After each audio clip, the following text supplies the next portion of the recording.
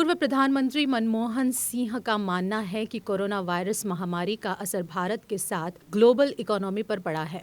कोविड-19 का आर्थिक प्रभाव काफी चर्चा में रहा है। अर्थशास्त्रियों का मानना है कि वैश्विक अर्थव्यवस्था इतिहास में अपने सबसे खराब दौर से गुजरेगी। भारत कोई अपवाद नहीं है और इस प्रवृत्ति को कम नहीं कर सकता है। हालांकि अनुमान अलग अलग है और यह स्पष्ट है कि कई दशकों में पहली बार भारत की अर्थव्यवस्था में संकुचन होगा। पूर्व प्रधानमंत्री ने कहा है कि कोरोना वायरस की मार से अर्थव्यवस्था को उबरने के लिए भारत में विश्वास का पुनर्निर्माण और अर्थव्यवस्था को रिवाइव करना होगा। द हिंदू में छपी रिपोर्ट के मुताबिक पूर्व प्रधानमंत्री ने कहा, ये हमारे देश और दुनिया के लिए असाधारण कठिन समय है।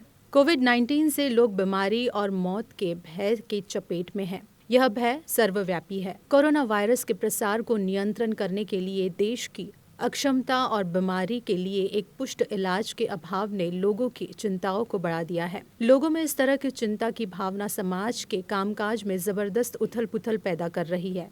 नतीजन सामान्य सामाजिक व्यवस्था में उथल-पुथल से आजीविका और बड़ी अर्थव्यवस्था प्रभावित होगी। मनमोहन सिंह ने कहा, आर्थिक संकुचन केवल अर्थशास्त्रियों के विश्लेषण और बहस के लिए जीडीपी नंबर नहीं है। इसका अर्थ है कि कई वर्षों की प्रगति का उल्टा असर हमारे समाज के कमजोर वर्गों की एक बड़ी संख्या गरीबी में लौट सकती है। यह एक विकासशील देश के लिए दुर्लभ घटना है। कई उद्योग बंद हो सकते हैं। गंभीर बेरोजगारी के कारण एक पूरी पीढ़ी खत्म हो सकती है।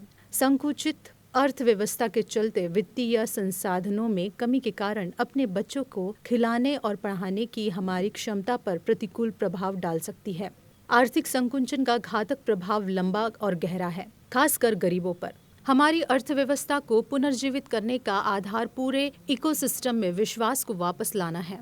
लोगों को अपने जीवन और आजीविका के बारे में आश्वस्त महसूस कराना चाहिए।